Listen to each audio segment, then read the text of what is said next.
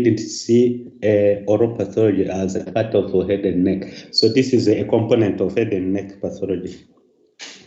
And I assume in your class there is a group of dental surgeons, so maybe they will learn more about oral diseases in other courses, but this is for them an introductory part. For medical doctors also this is important, as it is for dental therapists and any other health professionals, because they will be receiving patients with some oral diseases. And some diseases, systemic diseases, they have oral manifestations such as HIV. So it is important to know this component for any health professional, including laboratory scientists, pharmacists, and so on. So this is the outline of the presentation. I have an introduction, and then we shall see the diseases for the oral, soft tissues, conditions for the tongue, oral cancer, and we talk a little bit about HIV/AIDS. It's the oral manifestation in the oral cavity, and then we end with developmental disorders affecting the oral cavity. So, as usual, whenever you have a question, you will ask it. So I sent the presentation through I think it is a group from GACO. So they provide their email, so they will share it with others. So oral pathology is the study of diseases in the oral cavity. So of course, a dentist or a physician, meaning a doctor, may diagnose pathologic conditions, but it is important that all health professionals be able to recognize the differences between the normal and the abnormal conditions that appear in the oral cavity. So there are many terms used in the oral to describe the oral regions. So we'll just talk about a few of them. So first of all, a region, it is a broad term used not only in oral cavity, in oral pathology, but also in any other part of our body. So it just describes abnormality. So, and in this chapter, it will mean abnormal tissues in the oral cavity that includes wounds, sores, and any other tissue damage caused by injury or disease. So, determining the type of lesion in a disease is one of the earliest steps in formulating a differential diagnosis.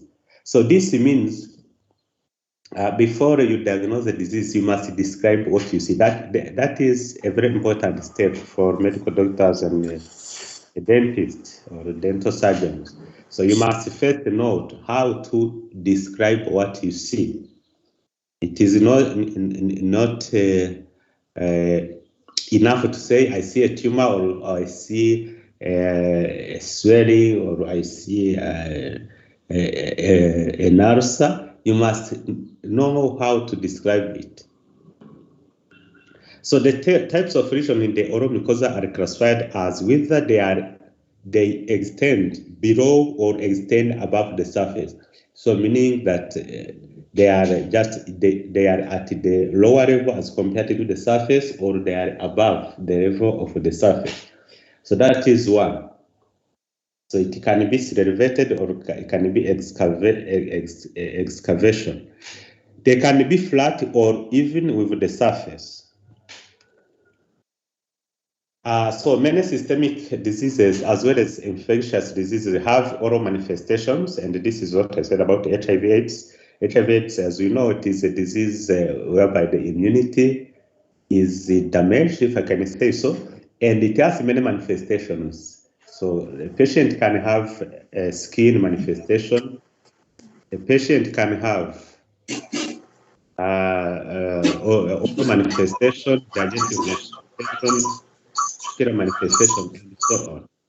But most of them are, to my experience, they have a kind of oral manifestation. And this is for the HIV/AIDS, but also some cancers. Also they have, for example, patients with leukemia, the cancer in the blood or bone marrow, they usually have also oral manifestation that they will tell you this patient may be having leukemia of this type. So therefore, it is important to know that if you see such manifestation, for example, in acute myeloid leukemia, some patients they have a swelling of the gums or gingiva. So if you see it, don't just stop there. You must not consider it as just a simple swelling of the gum, but you must know in your understanding, you must know that this may be a manifestation of a severe disease such as leukemia. It is important to understand how oral abnormalities affect the patient's general health and plan dental treatment.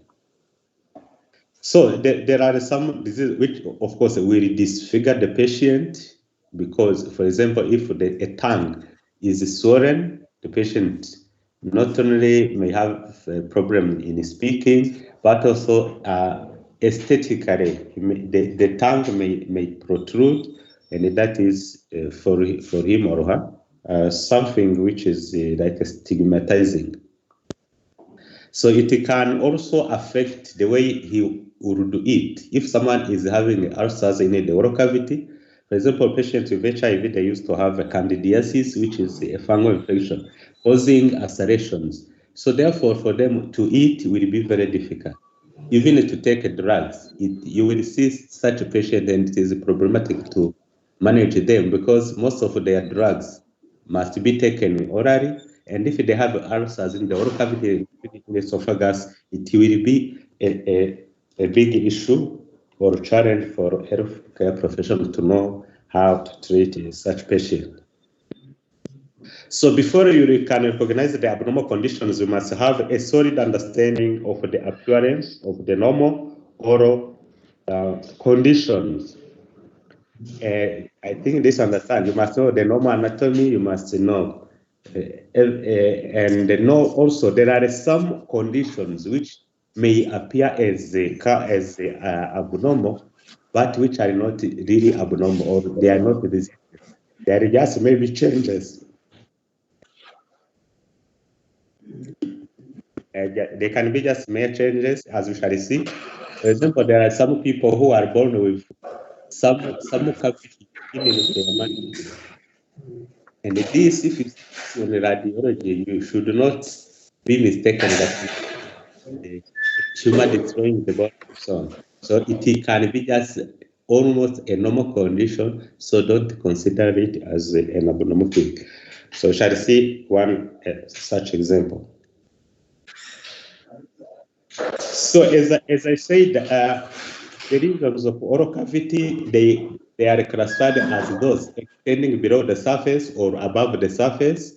That is one kind of classification, or they can be they can be at the level of the surface, or even, as I said. So an ulcer, as you know, is someone who is making noise.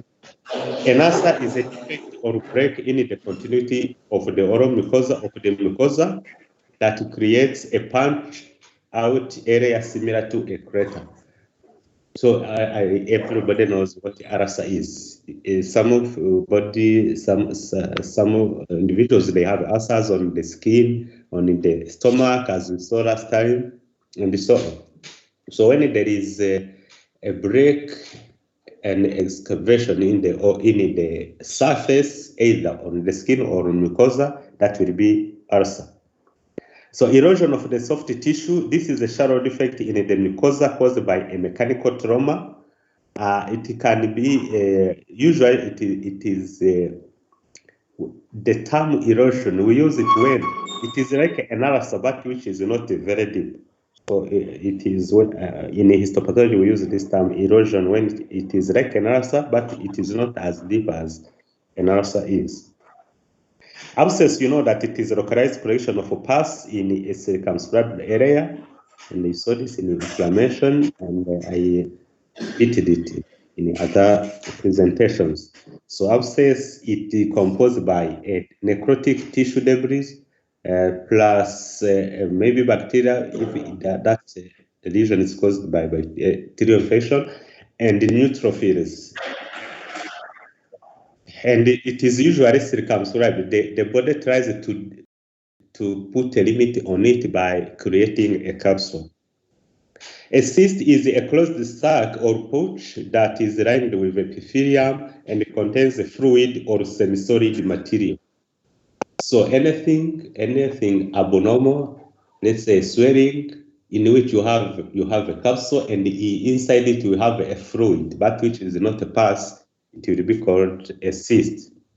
That may be a fluid or a semi-solid component. For example, I mentioned somewhere where last time we saw cholesteatoma, which is a collection of keratin debris. When they accumulate inside the skin or inside the ear, they will not be fluid. It will be somehow solid, semi-solid. So it can be called also a cyst. So an abscess is not a cyst, although it is containing fluid, but the fluid there is a pus. That is the main difference. Cysts. Sometimes we have a cyst which has no epithelial lining. In such cases, in pathology, we say pseudocyst. Pseudo, the word meaning false. So it is not a true cyst. So when it has all the criteria to be called a cyst, but without epithelial lining, we call it a pseudocyst.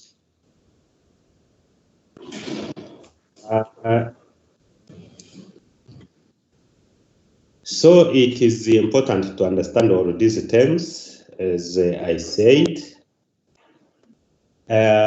in order to describe the pathologic condition, because sometimes you will be required to look for a second opinion, maybe by phone. So by phone, or you will just write it to someone, a senior to you or your colleague, asking, I see a lesion looking like this. You must know how to describe it so that the person you are consulting may tell you a diagnosis. But if you don't know how to describe what you see, then that will be very complicated.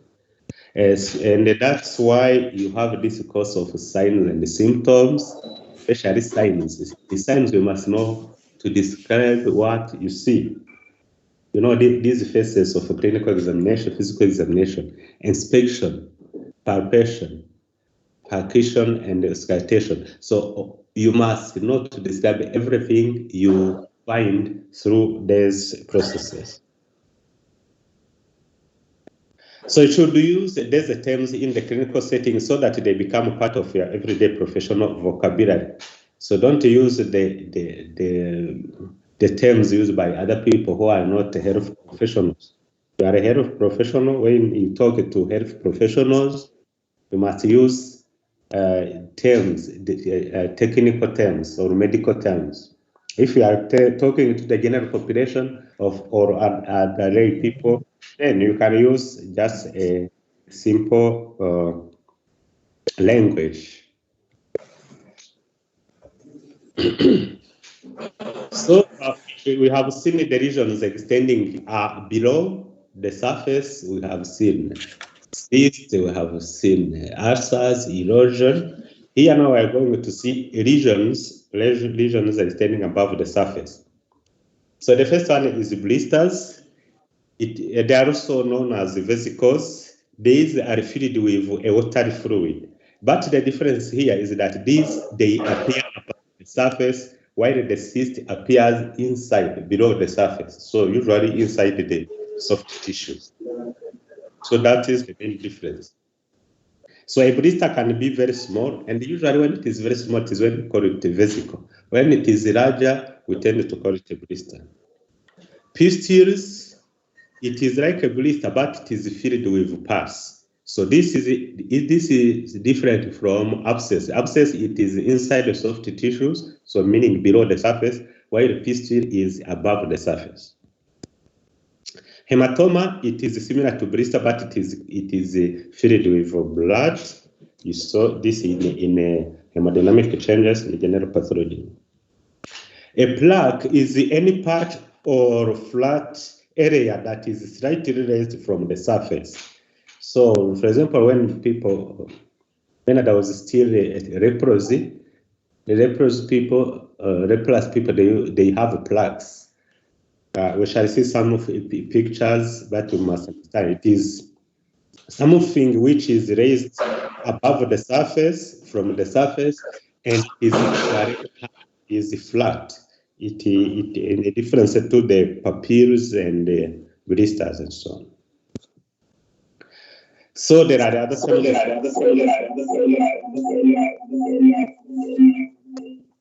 Can you mute yourself? The echoes.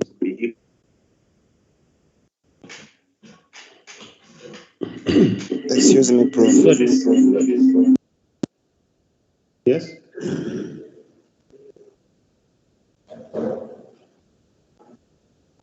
Would that surface?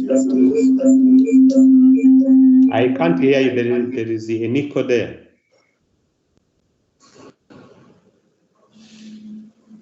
I want to ask, you are saying the below the surface and above the surface. Which is that surface? I explained. The surface can be a mucosa or skin. I said that. And here we're talking about what sort will be oral mucosa. It can be on the tongue, on the gum, on the palate, and so on.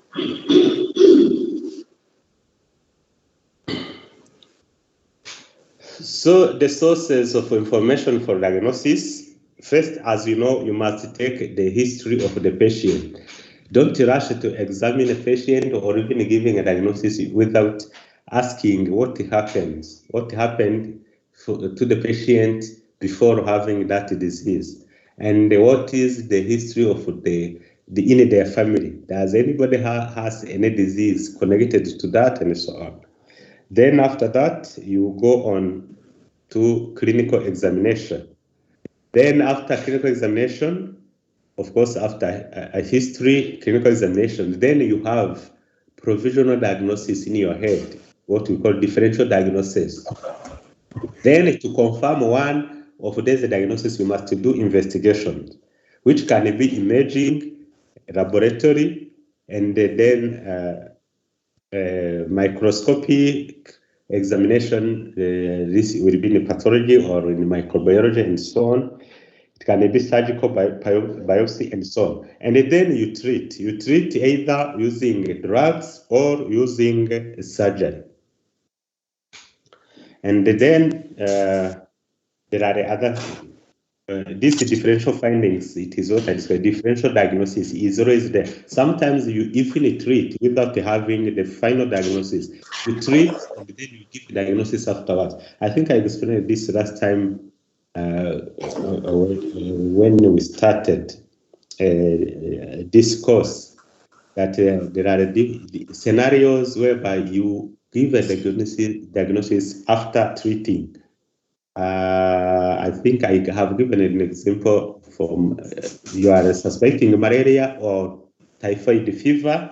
You can diagnose malaria but not typhoid fever, so you give a treatment of malaria. If it doesn't respond, and you give a treatment of typhoid, it responds, then you will confirm this was typhoid.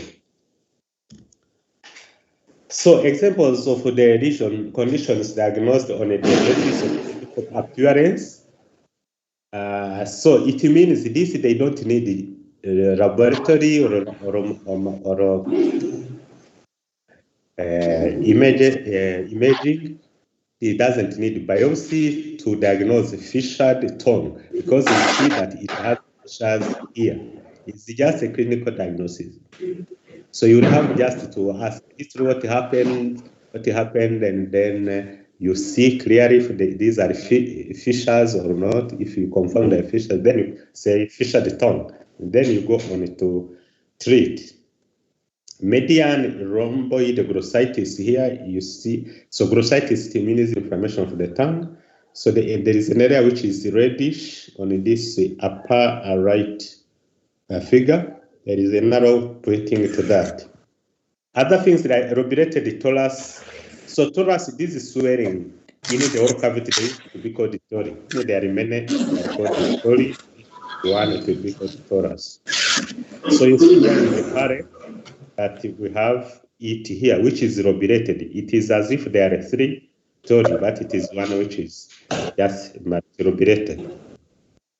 So this, it doesn't need imaging, laboratory, or pathology to diagnose.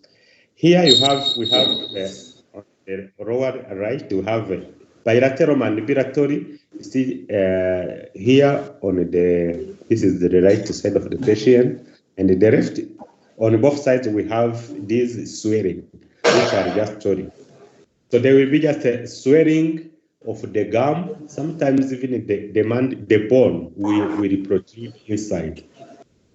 So it doesn't need as many other procedures. But of course, we will have to exclude. It is not abscess which is inside the surface, or it can be the tumor. So you will have to examine it carefully and then give it just a clinical diagnosis. So radiographs are very important in oral cavity, in oral pathology, because most of the time you have to do them before you have a final diagnosis. So they are excellent in providing information about periapical pathology. Periapical, it means something around the roots of the tooth, the teeth or teeth. So here we see, for example, internal resorption, where it is blackish, it means there is less calcium. So here we have a periapical pathology. This is a tooth. Here we have a three teeth, and here around a root of one tooth, you see that there is a blackish area. This blackish area, it is not having enough calcium there. So it can be an abscess there inside, it can be a cyst, and so on. So, but at least you can recognize that there is something missing here. There is something, there is a lesion here inside, around the root of this teeth. On the lower right, we have impacted molar here. Impacted the tooth means a tooth which has not erupted. So when a tooth has not erupted, why it should have done this, it will be to have impacted. So this is horizontal impaction, because abandi bagira wenda amenyo akagumamo hasi ariko ahagaze, ariko iyi ngira urabona ko ryaritambitse agomba kuzamuka hejuru aje gusubira. So that's why it's horizontal. And you should also know that when there is an impaction of a tooth, usually there will be severe consequences. These are people who will develop some cysts and even tumors. Not all of them, but most of them they develop tumors. So, and I think you understand how to know that someone has an impacted teeth or tooth. It is very simple. You just count their teeth, and if there is one missing, then you ask if it has been extracted or so. So, if it is not the case, then you will diagnose as impacted bone, and you do X-ray to confirm that.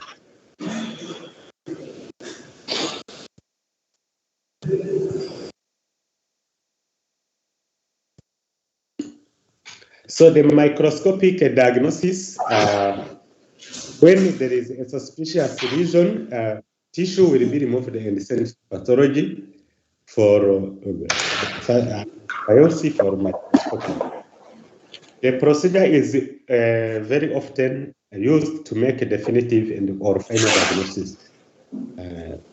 And of course, when you take a biopsy, you must make sure you provide all the information, all the possible information, clinical information, history, clinical, and radiological information in oral cavity. These are very important for pathologists to give a diagnosis, because if you don't describe, you just send a biopsy, I can see that it is a cyst. But I will not know to tell you this is a dentigerous cyst or periapical cyst and so on, because you must describe. For example, a dentigerous cyst exists when there has been impacted tooth. So if you don't say that, then I will just tell you I saw a cyst. I will not tell you it is dentigerous, and I will not lose my time just trying to look at the cell to know if it is a dentigerous cyst or periapical cyst or any other cyst. You must tell me that information. If not, I will not give a diagnosis. So this is how things must be done. And fortunately, I saw that in most of dentistry departments in many hospitals here in the country and in other countries, I saw that most of the dentists, they used to give enough information as compared to the medical doctors. So it is as if medical doctors don't care much about what they do as compared to the dentist. So dentists, they tend to be more meticulous than the medical doctors. But that shouldn't be. Everybody should be caring about what he or she is doing. So here they give an example. A white lesion cannot be diagnosed on the basis of clinical appearance alone. This must be bring the physician to take a biopsy to determine if the lesion is malignant or if it is benign or just infection and so on. So I said this is therapeutic diagnosis. You treat first and then you have a diagnosis. I think I said this. And here we have an example of angular cheilitis. So angular, it is something related to the angle of the mouth here. You see that it is reddish. It is as if they are small ulcers. So this is inflammation of the angle of the mouth. So therapeutic diagnosis is made by providing a treatment, then seeing how the condition responds. For example, angular cheilitis could be caused by a lack of vitamin B complex. That is one. So to say angular cheilitis is not enough, you must go on to know what was the cause, because this is like a manifestation of something behind. So if you give then vitamin B complex vitamins to this patient and this lesion disappears, then you will say this was angular cheilitis caused by deficiency in vitamins. It can be just a fungal infection, and if you give drugs for that and it is cured, then you confirm that diagnosis. If the angular cheilitis improved after the patient was given an antifungal cream, the vitamin deficiency theory could be ruled out. So you understand. So you have a patient with angular cheilitis. You have two possible causes, either vitamin B deficiency or just fungal infection. You give antifungal drugs and the lesion disappears. Then you will rule out the vitamin B complex deficiency. You will confirm this was just a fungal infection. Surgical diagnosis is made based on the findings from a surgical procedure. I think last time we saw the issue of acute abdomen. So acute abdomen, it is not a final diagnosis. They will say this patient is having acute abdomen. We don't know the cause. You can do X-ray and many other investigations, but usually you will not have a final diagnosis before you open. So you do laparotomy, you see what is happening inside the abdomen, then it is during that surgery that you will know the diagnosis. So you can see it was just an appendix which was inflamed and perforated. That is an example. And here for the oral cavity, we have an example. A radiograph of a traumatic bone cyst also will look like a static bone cyst. So static bone cyst nuko nizwi kuvuga na akantu kaba kameze nk'agakisi kaba muri bone ariko atari region yaje ahubwo ari akantu umuntu yavukanye ari aka defect kameze gati. So therefore radiograph will not be able to tell you if it is a traumatic bone cyst or if it is a static bone cyst. Surgery will tell you because the content of that cyst will be different. So content in a traumatic bone cyst may be bloody, while in the static bone cyst it will be just empty or having air. And on X-ray, these two things cannot be distinguished. So one condition would require treatment and one would not. So static bone cyst doesn't need treatment, while traumatic bone cyst will need treatment. So therefore, surgery or the surgery is done. Sometimes we find that the cause or the diagnosis, the disease or the condition which is there would not necessitate to have that surgery done. But surgery has been done to have a final diagnosis. So here there is a traumatic bone cyst here. I think you see that these are teeth, and the teeth, as you know, they have their roots in the mandible or maxilla. So this is the bone, maxilla or mandible bone. And here we have an area which is black, and it tends to have a clear outline or capsule. So this will be a cyst. But the issue is to know, is this a traumatic bone cyst or it is a static bone cyst? So and here we have another cavity in another person, which is almost similar to that. So oral surgery will tell you because of the content of these cavities. Question.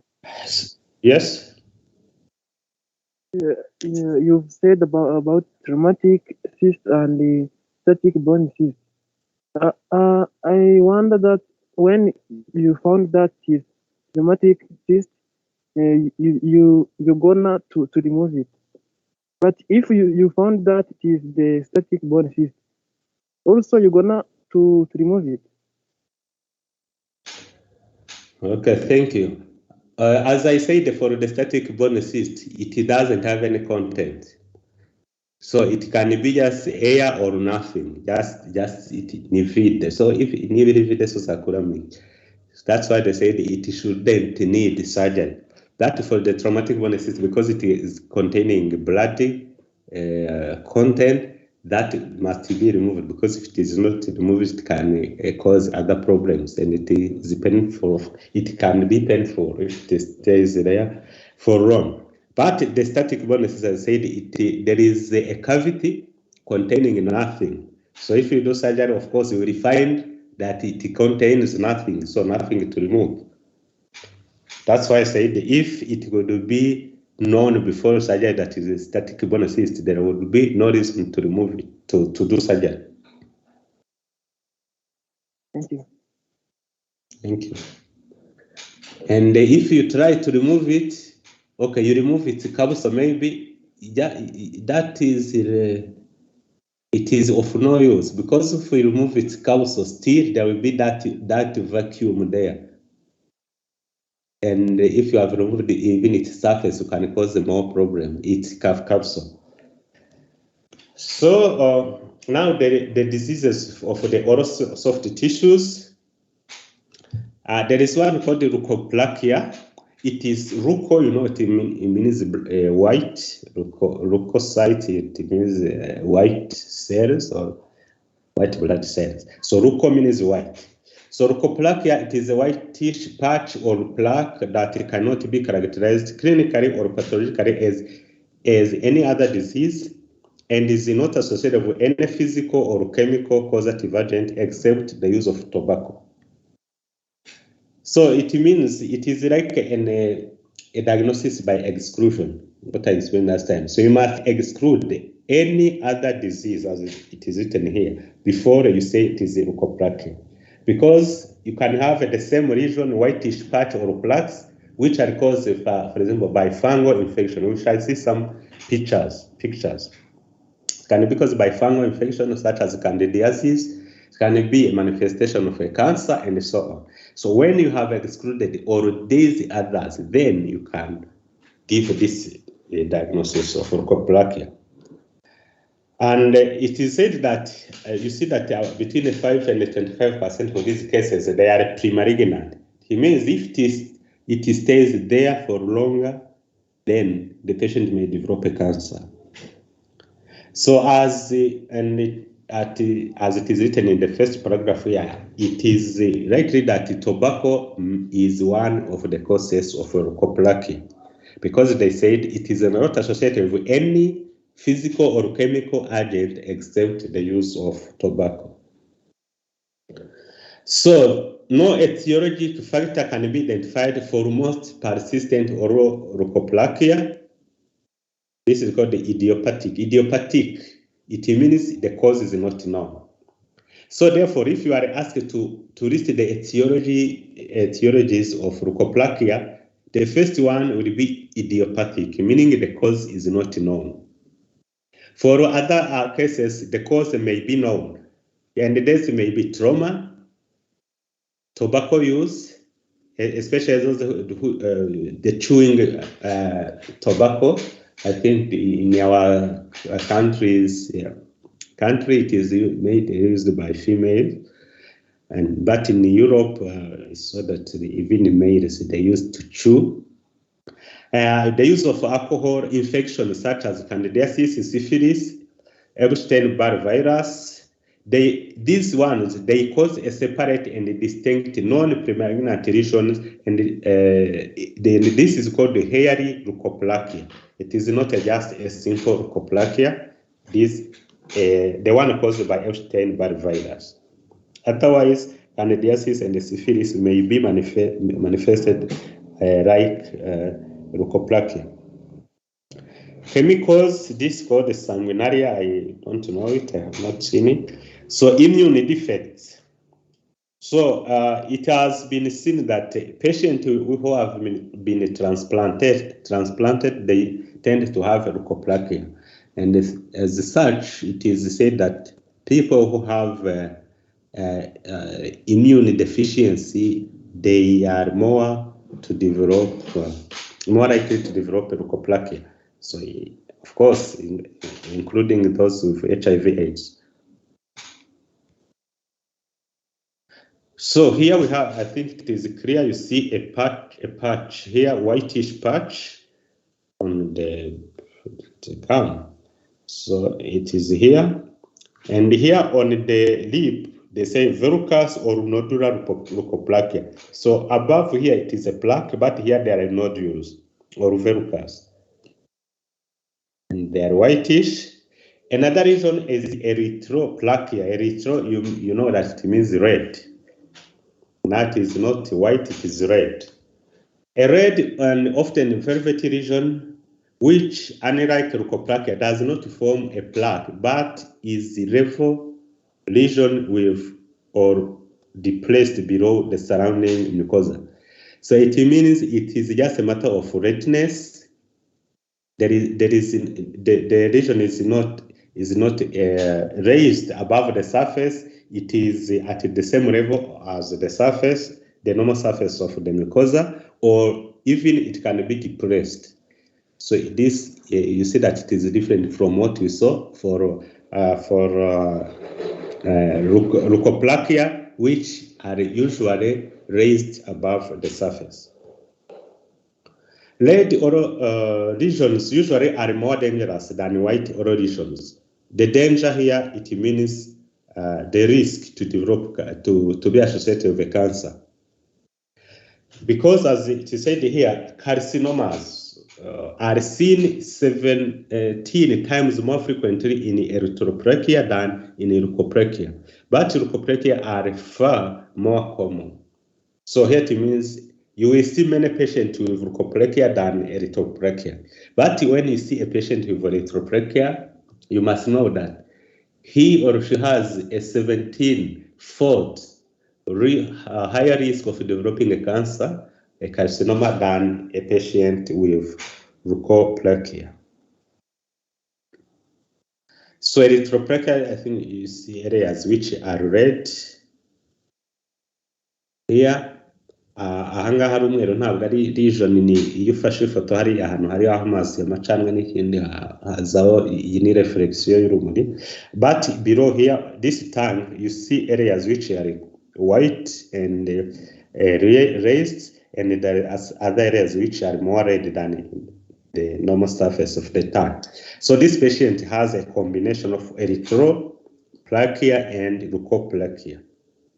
And you will understand that the risk of developing cancer is more in this case than in a case with only erythroplakia. So lichen planus, this term also we have it in the dermatopathology because this region uses to affect the skin. This is a benign chronic disease affecting the skin and the oral mucosa. Many factors are involved in lichen planus, but the real cause, usually you will not know it in an individual patient. You can know that the risk factors are this and this, but you cannot know for each patient the real cause in him or her. In the oral mucosa, the patchy white lesions have a characteristic pattern of cycles and interconnecting lines called Wickham's stream. So here there are the things which you must be familiar with. So having a patchy white lesion is one thing, but to have it in a circular pattern and having the lines connecting these cycles is another thing. So for you to diagnose the lichen planus, you must have these criteria there. There are whitish lesions, patchy lesions, which are in the form of cycles, and these cycles are connected by lines. So it has these lines are variable, so they can be very easily seen, or in some cases it may be difficult to see them. You must just be very attentive to see them. So the region can be papules or plaques. It can be just erythema. It is seen when there is a mucosa atrophy. There can be even erosions, which are, as I said, they are superficial ulcers, or you can have even the blisters. The lesions predominantly affected the buccal mucosa, tongue, and gingiva, although other oral sites also can be affected. A T-Cell-Mediated autoimmune disease in which autocytotoxic CD8 cells trigger the apoptosis of the oral epithelial cells. So this means that it is in some cases it has been connected with these autoimmune diseases, whereby someone has his CD8 cytotoxic cells, which will trigger or cause the death of that person's epithelial cells, oral epithelial cells. So if they die, you understand, if epithelial cells are killed, therefore there will be an ulceration, because these epithelial cells, they're the ones lining the mucosa, the surface. If they are not there, there will be a kind of ulcer or erosions. And this patient, they have a slight increased risk in developing oral squamous cell carcinoma.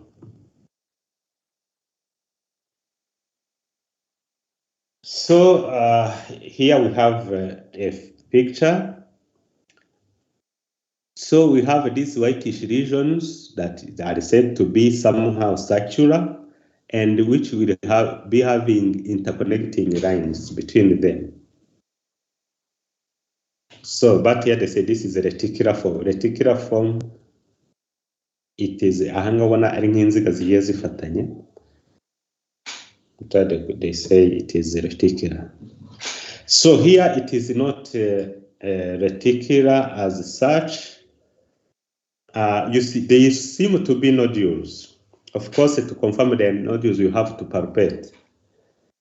Otherwise, on a picture, you cannot see clearly if these are raised above the surface and if they are firm. So you see this one, it is circular somehow. Here there is another one. But here it is very much advanced that the interconnecting lines can no longer be seen because everywhere we have these nodules on the tongue. So here we have an answer, and here. So this is what we see on the histology. On the dermatoepidermal junction, there will be a region. For us, we used to see this region on the skin. I have not seen a case, a biopsy from the oral cavity as a diagnosis with a diagnosis of lichen planus, but I have seen many cases of skin. So there are things we see. We look for here. There is what we call civet bodies. This reddish material, it is not a cell. It is like an accumulation of proteins here, and here we have another one, and so on. And what we see on histology, there is inflammation at the junction of epidermis and the underlying dermis.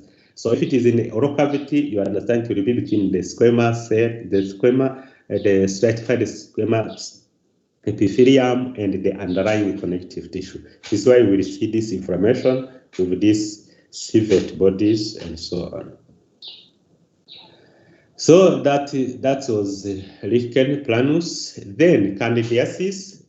I have mentioned this many times, talking about the one of the opportunistic diseases of the HIV/AIDS. This is a superficial infection caused by yeast-like fungus, which is called Candida albicans. Candidiasis does occur under conditions such as antibiotic therapy, diabetes, xerostomia, which means dry mouth, and weakened immunologic reactions. So if you give too much antibiotics to a patient or for a long time, they are more likely to develop this Candida albicans. And it is said that the reason may be that we have what we call normal flora in our system, on the skin, in the oral cavity, in the gastrointestinal tract, and so on. Normal flora means there are some bacteria, some fungi,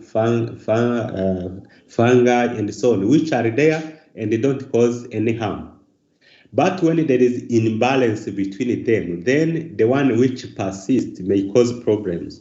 So in this case here, in the candidiasis, if you give antibiotics, they will kill bacteria which cause disease, including if you give antibiotics for a long time. Also, the normal flora bacteria will be killed. And if they are killed now, there will be no competition between bacteria and the candidiasis as a normal flora. Therefore, candida will predominate and they grow and they overgrow and then cause the disease. So it can be the initial clinical manifestation for patients with AIDS, as I said. And usually the problem is when candidiasis goes to the esophagus. In oral cavity, you can try to treat, but when it is in the esophagus, it is a very big issue. I don't know if you will see such a patient because nowadays they treat every patient, every person who is infected with HIV. And therefore, it is least likely for you to see these opportunistic diseases. But in our times, we used to see them because not everybody with HIV was treated. So when we were at the school, a medical school, they are treating a patient if he is at stage 4 of the AIDS, and when the CD4 count was below 200. And when we were about to finish medical school, now they said we can treat everybody who has CD4 counts less than 350. And when we were in internship, then it was 500. And now they treat everybody. We've diagnosed with HIV. And when they receive antiretroviral drugs, they will not develop these opportunistic diseases. That's why I said it is least likely that you receive such cases. Unless maybe you go to other countries, if there are countries which don't treat every HIV patient, HIV positive person. So there will be okay, this I mentioned. So there can be the upper rash, vaginitis, or thrush if this infection affects the other organs. So the types of candidiasis, it can be pseudomembranous, it can be hyperplastic or atrophic. So pseudomembranous, it is just a clinical diagnosis. You will see something which look like a membrane. It can be hyperplastic, and usually here we will have raised surface as compared to the normal surface. And you can have atrophic. Atrophic, usually it will be reddish. Aphthous, ulcers are known as also aphthous stomatitis or canker sores and so on. So they are just ulcers in the oral cavity, which are not caused by trauma. So it can be, we have subtypes here. Recurrent aphthous ulcers is a disease that causes recurring outbreaks of blister-like sores inside the oral, the mouth, or on the lips. I think you know that there are some people who used to have this ulcer ukabona buri gihe afite utuntu tw'udusebe ku munwa atanabitewe nuko yagize umuriro kubera ko wenda kenshi umuntu yagize nka malaria cyangwa ikindi gituma agira umuriro mwinshi. Habaho reactivation of viruses such as herpes simplex virus. Iyo ibaye reactivated then hagira blisters and the ulcers. Ariko abangaba it will not be the case. Ni ibintu bizajya biza bihora bigaruka kuri we and coming like outbreaks, meaning that uzasanga abantu umubare w'abantu runaka buri gihe bazaba bafite ibintu atari umuntu not a single person. So outbreak, it is like an epidemic. So minor recurrent aphthous ulcers, here there are episodes which are fewer than 6 times a year. The lesions usually heal within 7-10 days. While for the major recurrent aphthous ulcers, the outbreaks will be larger, deeper ulcers that take longer to heal. So this, because they take longer to heal, they can be few per year, but they will last longer than the minor ones. So you see that these are people who will have ulcers most of the time. If it is, for example, 6 times a year, it means every 2 months. This person having the ulcers, healing within 2 weeks, 1 or 2 weeks. So that's why history is very important. If you see a patient with ulcers on the mouth, in the mouth or on the lips, don't rush to say this is maybe infectious ulcer or so. So ask the history. Does this recur? How many times per year? And after how many days does it heal? This will be very important. And it is not something you will get from investigations. It is just through the questions, history taking. So cellulitis, cellulitis means inflammation of the soft tissues. It is like a general term. Inflammation of soft tissues. So ushobora uzasanga umuntu abyimbye ukuguru, skin is intact, but you see that harabyimbye cyane. When you examine, you will not feel a mass inside and no abscess.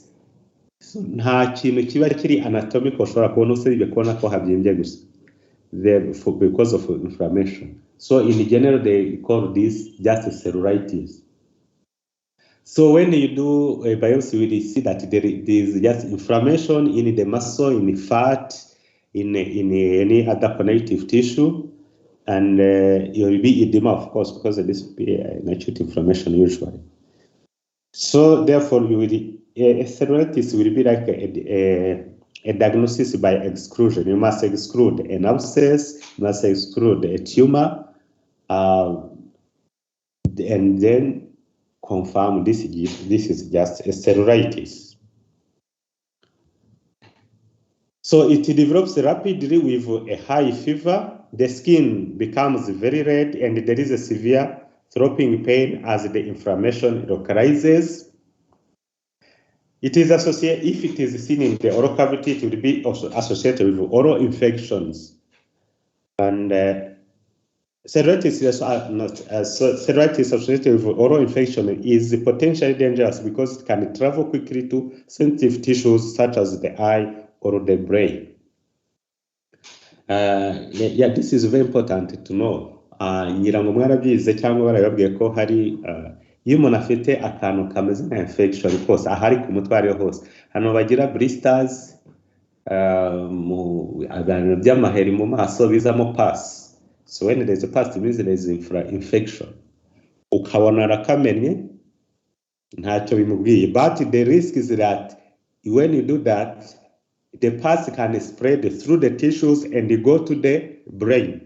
And I have seen some cases such as this, whereby yari afite blisters wenda yaje hari ubwanwa cyangwa abakobwa y'abagore bafite blisters bakabimena kubera bibatera disfigurement of their faces.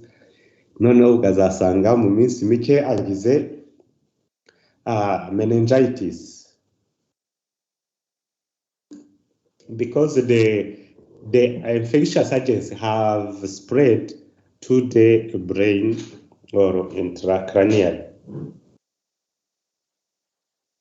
So therefore, it is not allowed to manipulate any infectious lesion all around the head. It can be manipulated by healthcare professionals, but the person, not the person him or herself. And as healthcare professionals also must be very, very careful about this when you manipulate these things. If you wanted to do drainage, incision and drainage, you can do it, but make sure you remove all the pus and you give antibiotics to limit the risk of having the infection spread in the brain. So any questions so far before we go to the regions of the tongue?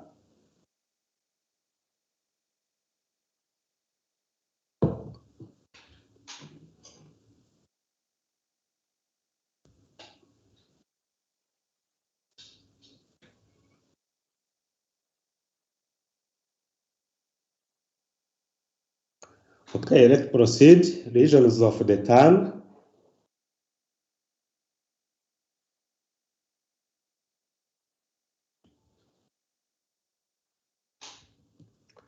So the first one I had mentioned it, glossitis, which is just a term to mean inflammation of the tongue. So this is not really a diagnosis, because if there is inflammation, we must know the real cause of that glossitis. So oral hair leukoplakia, I think I mentioned it that it is an inflammation. It is leukoplakia, but which is caused by EBV. It has this specific name. So it is a whitish corrugated thickening for the mucosa on the lateral borders of the tongue. Occurs almost exclusively in HIV-infected patients. So probability of developing AIDS is 50% at 60 months and 80% at 30 months in patients with hairy leukoplakia. And here, I think you understand the difference between HIV and the AIDS. HIV is a virus. This virus causes different health conditions, but when the disease is too much advanced that you see severe manifestations of this infection, it is in that case that they say this patient has AIDS now. So when it starts, the patient will have just a fever, fevers, and the lymph nodes will be enlarged, so the lymphadenopathies. So after months, this will disappear, and the person will look like normal. And then what will be happening after it will be the killing of CD4 cells, CD4 T lymphocytes. When they are too much killed and the person is left with a few of them, then the person will develop opportunistic diseases such as Candidiasis and toxoplasmosis, and some will develop even cancers such as lymphomas, cervical cancer, and so on. So when the person has developed these opportunistic diseases, which are severe or are deadly, niko bavuga ko yagize AIDS cyangwa yageze muri stade ya sida mu gifaransa kwavuga. So icyo bavuga hanga rero nuko iyi ndwara n'undi oral hair plaque iboneka abantu bari HIV positive, ariko n'uyibonana umurwayi uzamenye ko mu mezi 15 afite ibyago ko azaba yageze kuri stade ya AIDS yindi advanced, ne cyangwa se ku mezi 30 aza 80% muri bo bazaba bageze kuri stage ya AIDS. So that is the meaning of this slide. And as I said before, EBV or Epstein-Barr virus must be present here because of these persons, they have this infection. So black hairy tongue, I think you can see on this tongue that it is as if they are hairs. So that's why they call hairy tongue.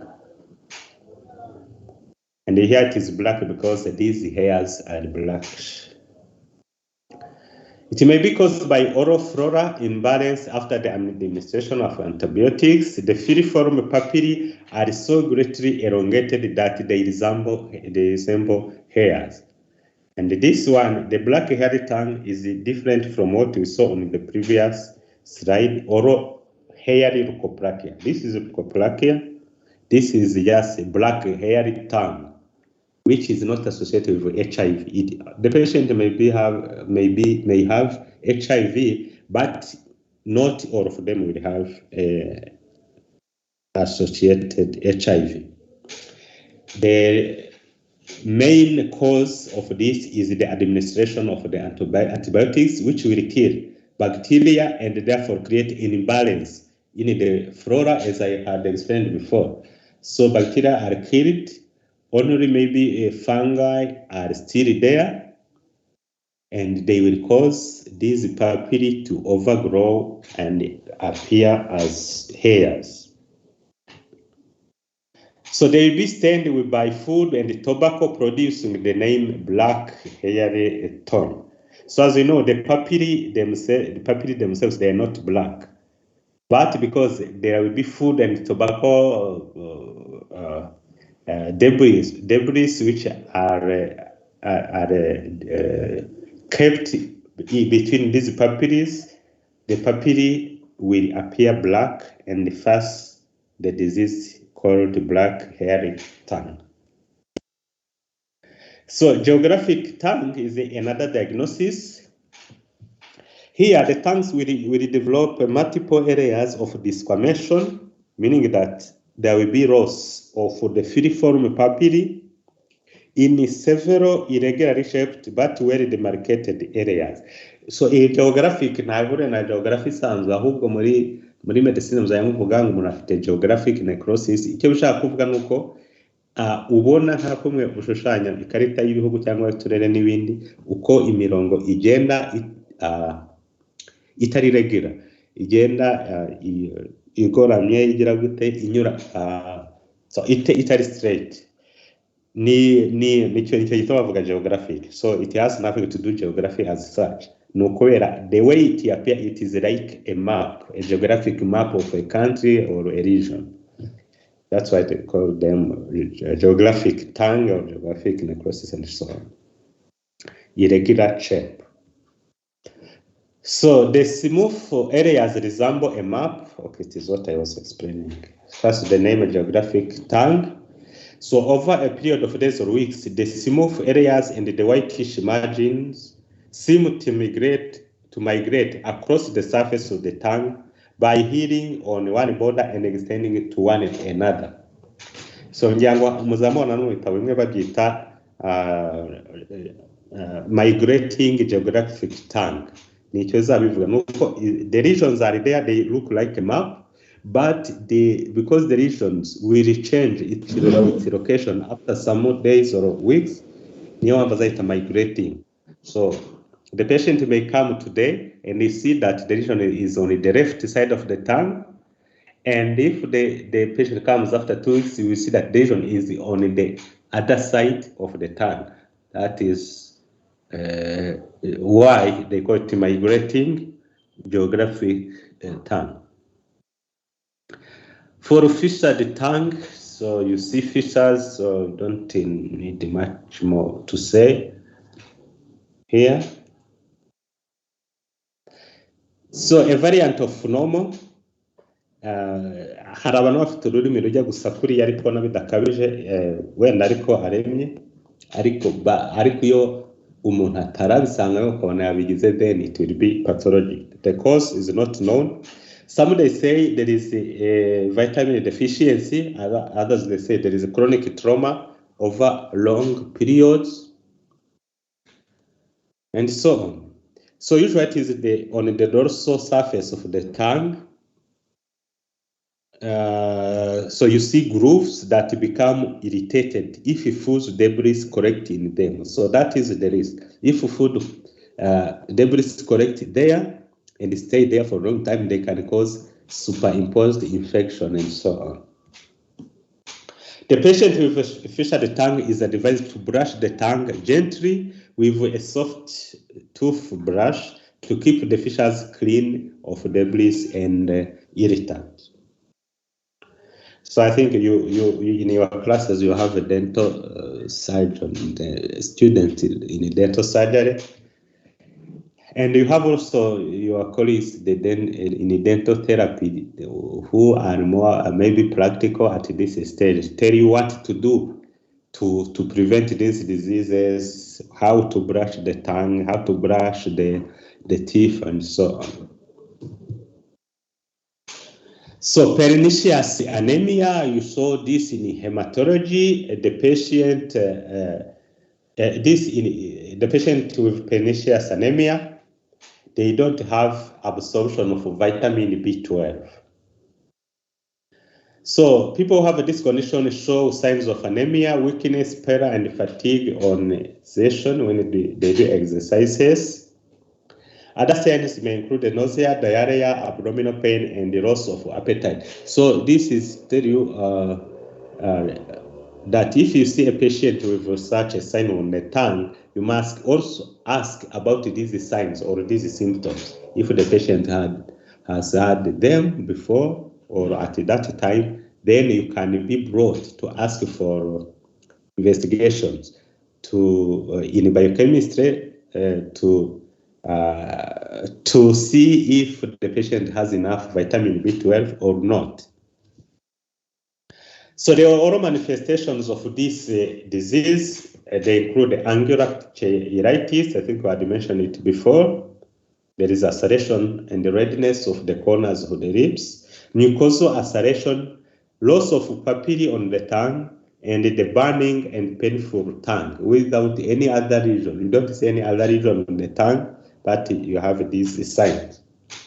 So this may bring you to ask to test vitamin B12 in the serum of the patient.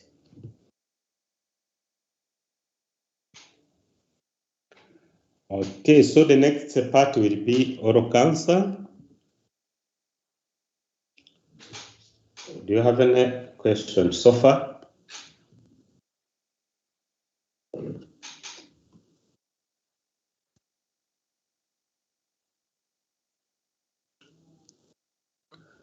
So if no question, then we can have a 10-minute break and then we proceed with this part.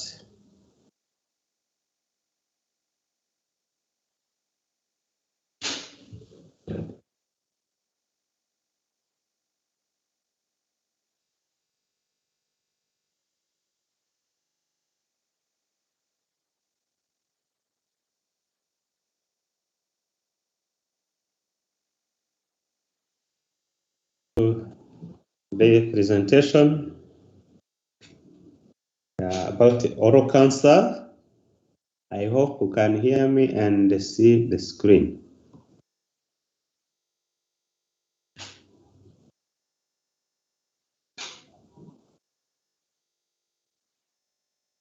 Okay.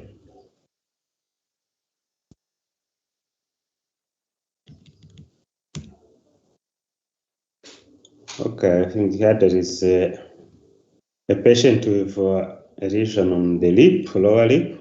So oral cancer is one of the 10 most frequent occurring cancers in the world. And we shall see some risk factors of this disease. Incidence as well as the site of the oral cancer varies greatly from country to country. In the Western countries, the site most affected is the vermilion border of the lip. So this is in Western countries, and in our countries, in the developing countries, it is not easy to know because of poor data. But to my experience, most of the cases I saw, they are inside the oral cavity, and they most likely related to the smoking. While those on the lip, they may be due to the ultraviolet light.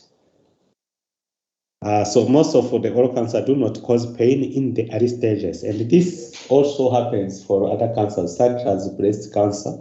It is not painful when it is starting, but when it is very advanced, it becomes painful.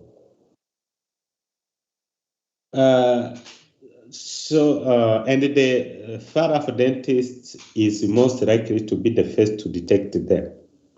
So if you see a patient with oral lesion, nodule, even if without the ulcer, without the signs we saw for the cancers such as irregular borders destroying surrounding tissues, you can suspect a cancer without these signs, because the cancer in the oral cavity usually it starts as a nodule which appears like benign. And these cancers are fatal if not detected early enough or if left untreated. So unfortunately, in our setting, we receive most of the patients in the advanced stages. Akagera akanodil mu kanwa kagakura and it destroys even the bones, has lymph node involvement, including lymph nodes which are deep-seated in the neck. And sometimes they come with already metastasis in the lungs and so on. So the types of oral cancer, the most frequent is carcinoma. As you know, carcinoma means it comes from epithelial cells. So here it comes from the surface epithelium. And adenocarcinoma is arising from the submucous glands underlying the oral mucosa, because as you know, we have major salivary glands, but also we have a minor salivary gland, which are very close to the oral surface, oral mucosa, oral surface mucosa. So for the cancers arising from the major salivary glands, we discussed them last week, but here there are their counterpart arising from the minor salivary glands, which are very close to the oral mucosa. Sarcoma also, as you know, it arises from supportive connective tissue and connective tissues. So sarcoma comes from bones, from cartilage, from adipose tissue, from muscles, and from connective tissues such as fibroblasts and so on. So osteosarcoma arises from the bone. So the most in the mouth, the affected bones are the bones of the jaw. Although the cancer may start in the bone, it often spread and involves the surrounding soft tissues. So how does it, for example, squamous cell carcinoma, how does it progress? So here, this is a figure you can retrieve from the book, Robin Cotran, Pathologic Basis of Disease, 7th edition. So here we have a normal tissue, and then hyperplasia or hyperkeratosis, especially under the tongue. And then mild and moderate dysplasia, and you see histology is below. So above you have a gross or clinical manifestation. Then you have a histopathology and you have a molecular aspect. So in the normal conditions, of course, there are no genetic alterations. In a hyperplasia and in mild dysplasia, we can have problems in the chromosome 9 short arm region area 2-1, where we have a gene called P16. And this gene is usually altered in patients who have HPV infection. So as the disease progresses, then there will be a mutation in chromosome number 17, especially where we have a gene TP53. And there's overt squamous cell carcinoma, where we have mutations in chromosome number 11, especially where there is a gene regulating the cyclin D, and many other areas, chromosome 4, 6, 8, 13, and 14. So this is in general what we see in squamous cell carcinoma of the oral cavity. I think you remember that we saw almost a similar picture in the cancers of the intestines. So maybe the picture is not here clear, but it is a squamous cell carcinoma of the floor of the tongue here. And the cancers of the tongue usually they arise from here, the floor, not on the dorsum part of the tongue. They are here on the floor of it. And here we have another disease. What you can see here on the right side, you see this person has 4 teeth, and the other teeth are no longer seen here because they have been destroyed by a tumor of the mandible. So leukemia, as I had mentioned somewhere, leukemia, as you know, it is a cancer of blood-forming organs, meaning it is seen in the blood itself and in the bone marrow. It is characterized by rapid growth of immature white blood cells. It can be even red blood cells, immature ones.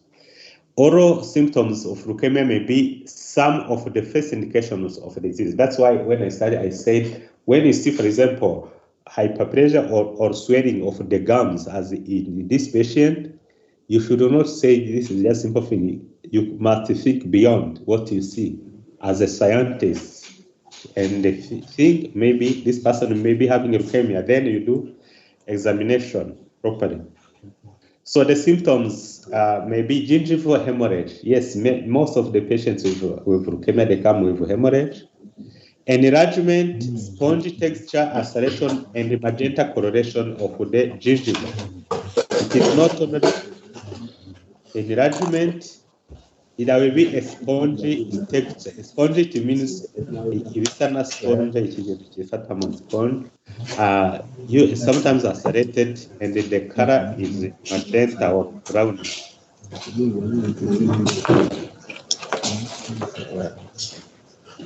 Someone is talking in the background, please. Can you mute yourself if you are not interested? So other manifestation will be enlargement of lymph nodes, symptoms of anemia, general Candidiasis. This patient, because the reason why they have a low platelet counts. So the issue of the smokeless tobacco, it means chewing and the other types of tobacco. These are serious health hazard because they are the ones causing oral cancers, squamous cell carcinomas. So they are associated with high rates of precancerous leukoplakia and oral cancers occurring in most users of smokeless tobacco. Cancers of the pharynx, larynx, and esophagus occur 400 to 500 times more frequently. You understand the risk of tobacco.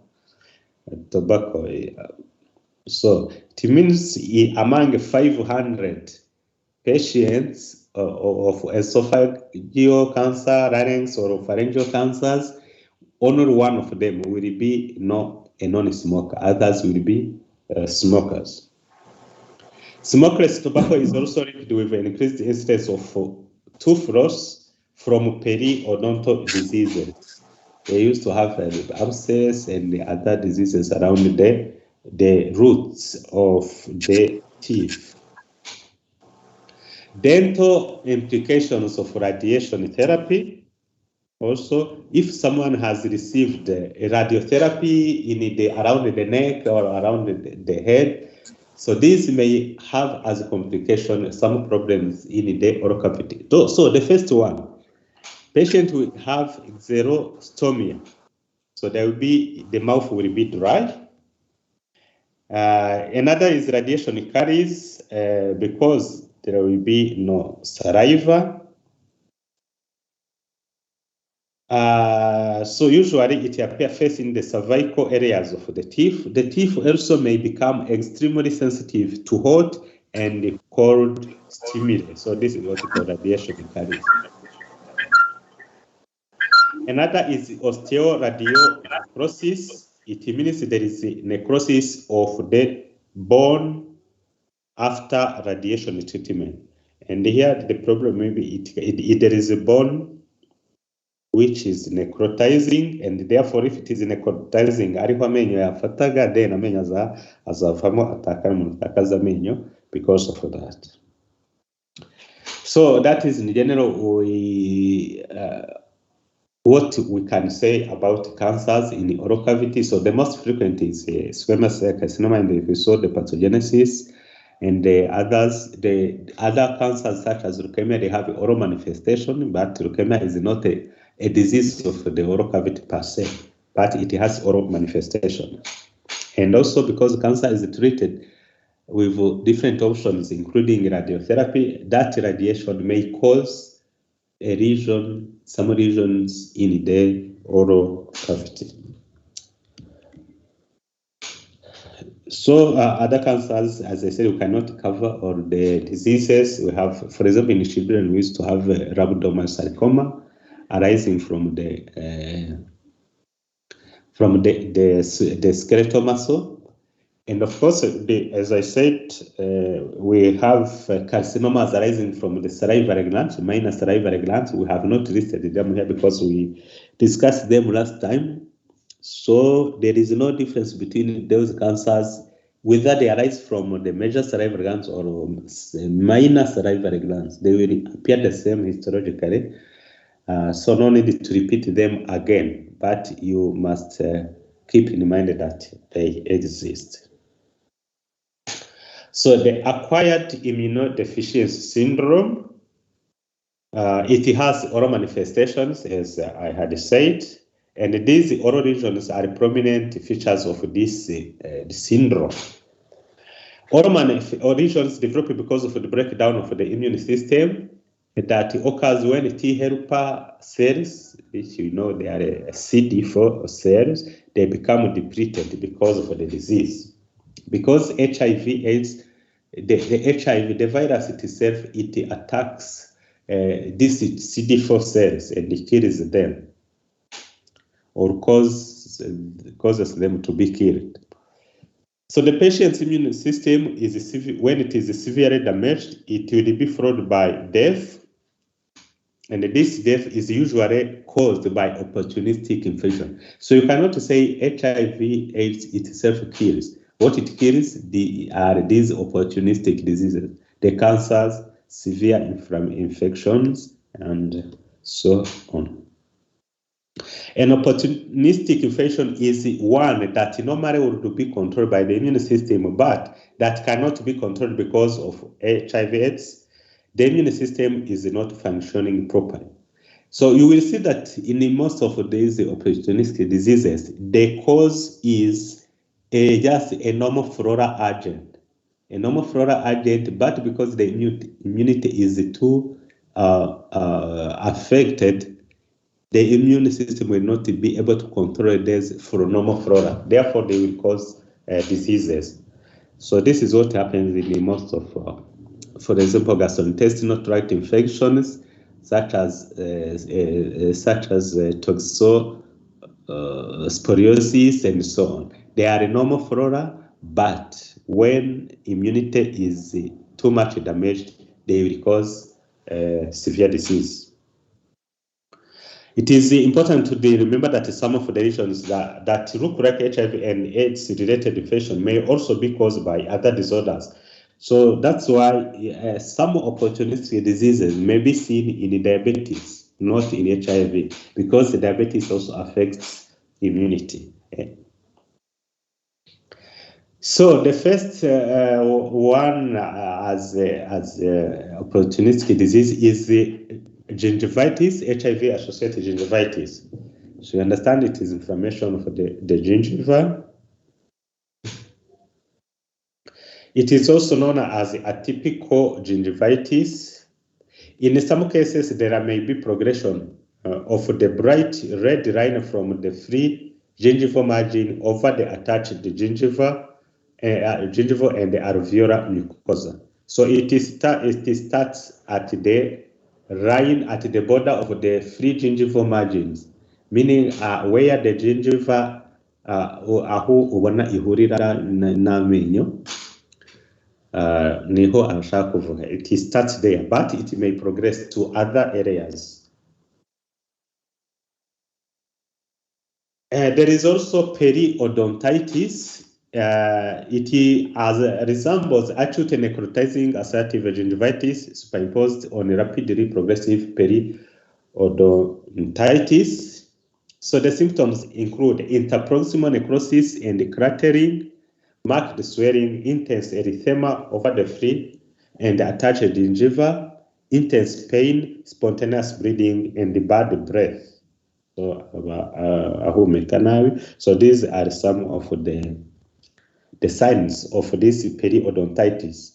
So araribwa cyane in difference to gingivitis, although it may be painful, but when the disease affects the teeth, especially around the roots of the teeth, it becomes very painful. Another opportunistic disease is the HIV cervical infertinopathy. As I said, when someone is infected by HIV, they start by having flu-like syndrome, flu-like symptoms. After that, these symptoms will disappear. Then the CD4 cells will start to be depleted from the body. When they are too much depleted, the person will develop cervical infertinopathies, or generalized infertinopathies, but here we are talking about the cervical ones. Otherwise, the patient may have lymph nodes enlargement in the inguinal, cervical, axilla areas, and even around the visceral organs. So lymphadenopathy is frequently seen in associated with HIV. So when you see a patient with non-explained lymph nodes, you can think of doing tests, HIV testing, because this may be a first manifestation of HIV in that patient. Otherwise, when someone is having, for example, inguinal lymph node, usually it will be due to a wound somewhere around the legs or around the buttocks. And when there is a lymph node enlargement in the axilla, you can look to the breast or on the upper limbs and so on. So if no lesion is seen around there, then think about a systemic problem such as infection by HIV. So HIV lymphoma, it doesn't cause a lymphoma, but it causes a weakening of the immunity, and thus cancer may develop very easily. Among these cancers which are associated with HIV, there are lymphomas, there's cervical cancer, there is Kaposi sarcoma, and others. So this person, as you see, is having a lesion on the in the oral cavity on the tongue here, which is likely fungating, black. Some areas are blackish, others are just brownish. It is not well circumscribed. It has irregular surface. So this may be, it can be squamous cell carcinoma, it can be in infection, but it is likely, or it can be a lymphoma. So a biopsy will confirm what it is. And it is important to know that it is necessary to know what is the type of disease before you go for surgery. Because the lymphoma, if a patient is having a very large tumor, it is lymphoma, and you do surgery on it, that patient will die. Will die in a short time. But if it is a carcinoma and you do surgery, that's fine. It will be a mode of treatment. So lymphoma is not treated by surgery. So that's why it is always good to start with a small biopsy, incision biopsy, to have a diagnosis, and then you decide if you go for surgery or for other modes of treatment.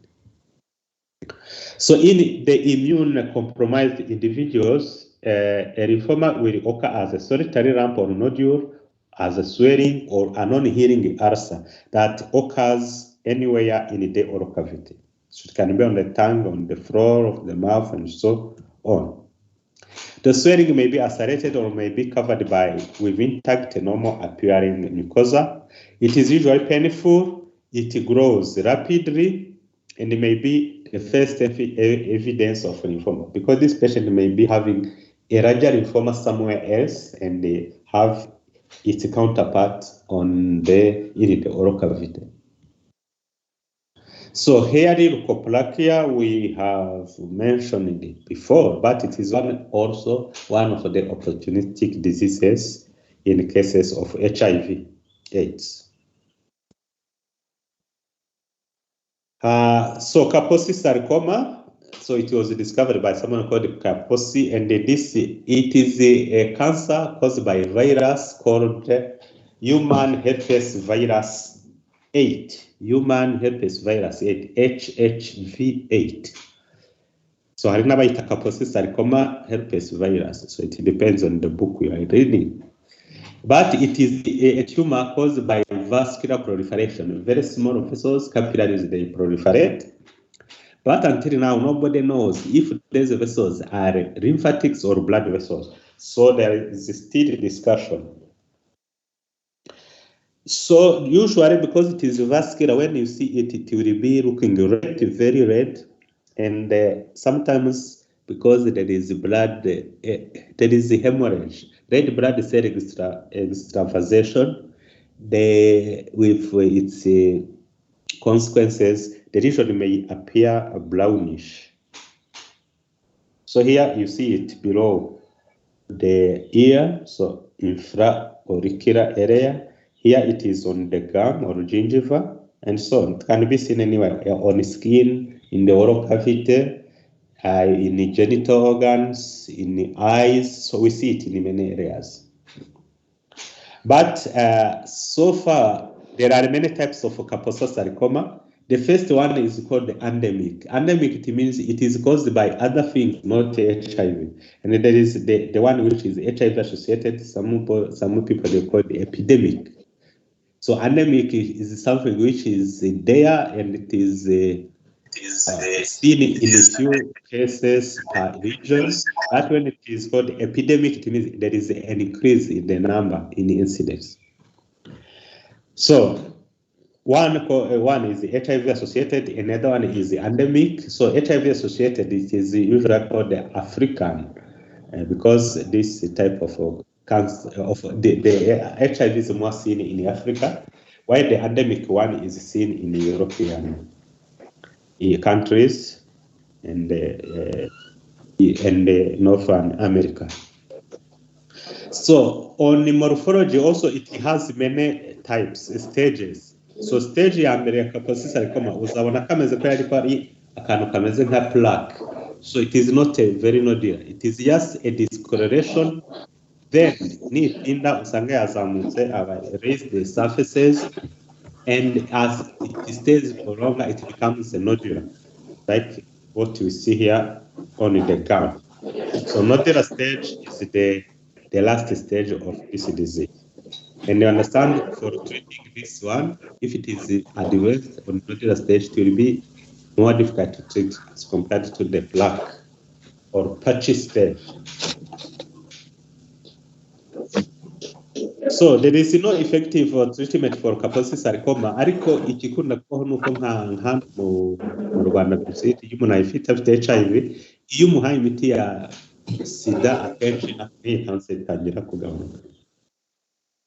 So it's one of the intraoral regions that are used to diagnose AIDS, meaning it is when a person infected with HIV develops Kaposi sarcoma, automatically we say he or she is now on AIDS stage. So herpes simplex virus, it causes lesions on the lip. I think I have mentioned this, that when it is a virus, almost everybody may have it, but it doesn't cause lesions in all people.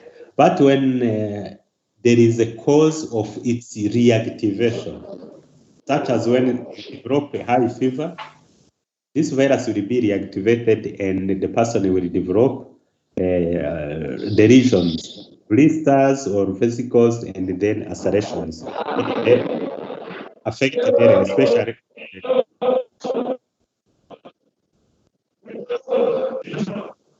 So an ulcer caused by the herpes virus that persists for longer than 1 month could be an indicator of AIDS.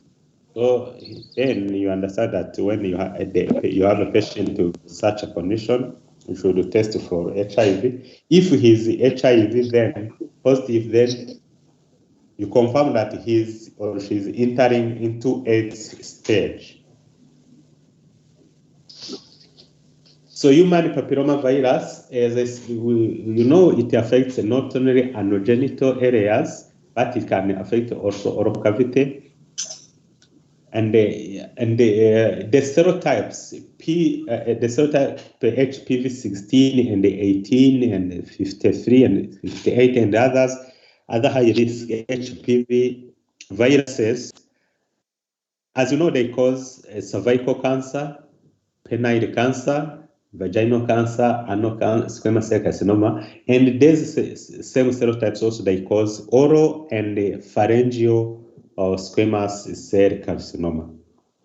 And what you have to know here is that when you have two patients with oropharyngeal squamous cell carcinoma, one is caused by tobacco smoking, another one is caused by HPV. The one with HPV will be treated differently, and they are more likely to be cured.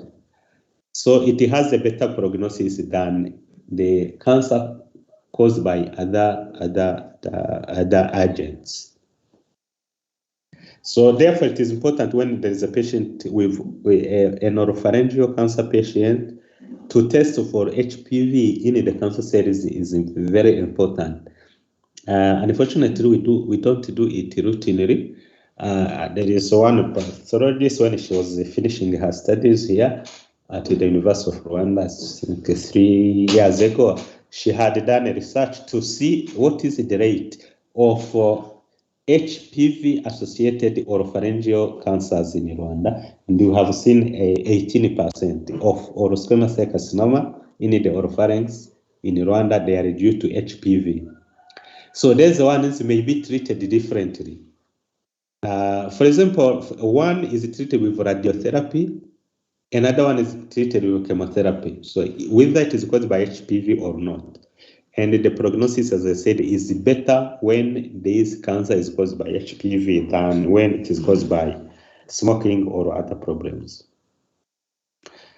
So these lesions caused by HPV are a common finding in patients with RA HIV infection, meaning not yet in AIDS stage.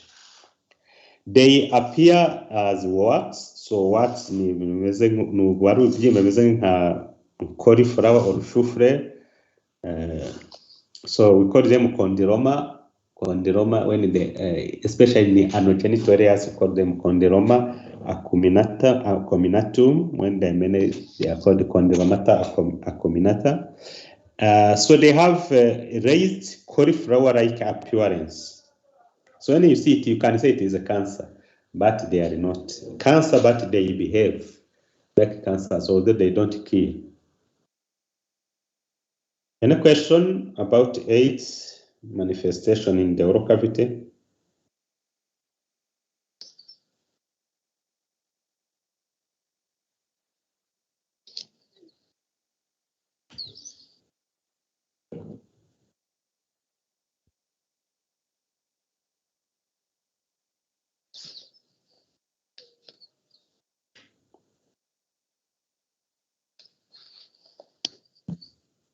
Okay, we proceed with cystic and fibro-osseous lesions in the oral cavity. So cystic lesions, I think I mentioned them. We have many types of cysts. And the cysts ziratandukanye cyane mu buryo zibaho, their origin, on how they behave, and especially on their consequences. So that's why then the histology usually will not give you a final diagnosis if you have not given enough history, enough findings. So the history of the patient, the findings clinically and by imaging. So these are very important for us to give a final diagnosis. So there are some of these cysts which will be having as complications cancers, others will be complicated towards other types of diseases and so on. So it is paramount to know what exact type of cyst the patient is having in order for you to plan for future interventions. So the first one here to discuss, we'll discuss some of them. So here we have a list: Odontogenic Keratosis, Lateral Periodontal Cyst, Dentigerous Cyst, nakunze kubivuga ko iva cyane cyane mu bantu bafite impacted bone, kandi iyo itavanywemo then it will progress to kuri tumor bita ameloblastoma, and then ameloblastoma sometimes can be complicated into carcinoma. I saw some cases as such. Ariko ameloblastoma yo irahari nyinshi cyane ngaha. There's a nasopalatine duct cyst, radicular cyst, and so on. So what information do you have to know or to provide to pathologists or to any other healthcare professional you are discussing with? The first question they will ask you, is that cyst multilocular or unilocular? Multilocular meaning there are many pockets, or it is only one pocket. In that case, we say unilocular. So there's a mistake here. Unilocular, not locular. So its location, is it around the root of the tooth, or is there any impacted bone or not? What is the shape or the size of that cyst? Does it have a risk for recurrence, or did it recur if you have removed it before, or some doctors have removed it before? Is that history there? So niba yarigeze kurwamo ikaba yagarutse.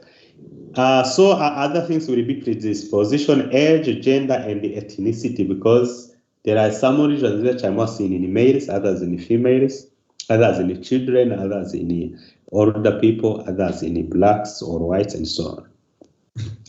So the classification of cystic lesions of the oral cavity. So you can classify them according to etiology. That is one. In that case, you will say this cyst is inflammatory or is developmental. So what are the developmental cysts? We have the dentigerous cyst. Developmental meaning there has been a mistake in the embryogenesis and so on. Erosion cyst, odontogenic keratosis, and so on. So inflammatory cyst, there are periapical cyst, residual cyst, paradental cyst, and so on. So this is a classification by etiology. Then the classification by tissue of origin. They can be derived from dental lamina or the rest of seres. There's the ones that are odontogenic keratosis and so on. It can be derived from the rest of Maraces. I think these are the terms you have to remember from your course of embryology. Here we have a periapical cyst and the residual cyst, and there are others which are unclassified, so meaning nobody knows their tissue by origin. We have a periodontal cyst and calcifying odontogenic cyst. So we discussed some of them. The Dentigerous cyst that I mentioned before. It results because of the enlargement of the follicular space of the whole or part of the crown of the impacted or unerupted tooth, and it is attached to the neck of the tooth. So you understand why I said it is important to know the location of the cyst. So you see here that it must be attached to the neck of the root of the tooth and not to the root of the tooth. And the patient must have a history of an erupted tooth.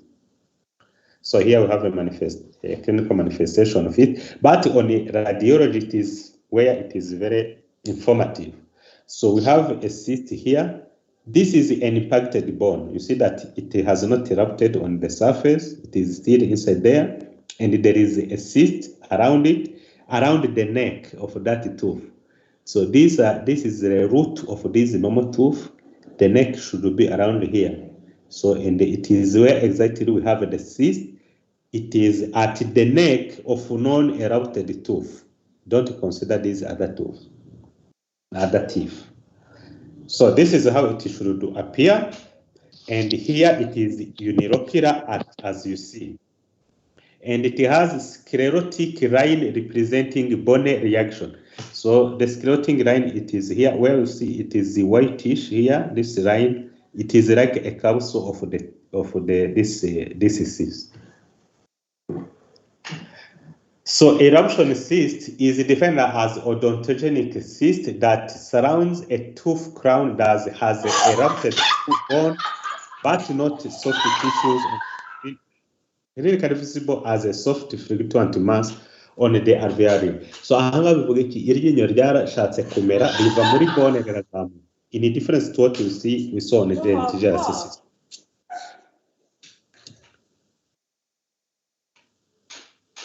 Okay. So in a difference to what we saw on the dentigerous cyst, whereby the tooth is still just below the soft tissues. Here, the bone erupted from the bone, the tooth erupted from the bone, but has not gone beyond the soft tissues.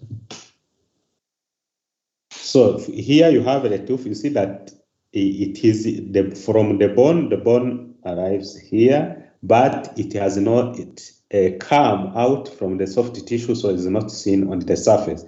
Ariko iyo ureba ubona ko hari ikintu kibyimbye kiri munsi ya gingiva, for example, ukamenya ko ari iryinyo ryaheze aho ngaho.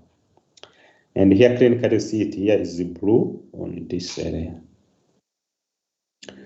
So another one is the odontogenic keratosis, and this is very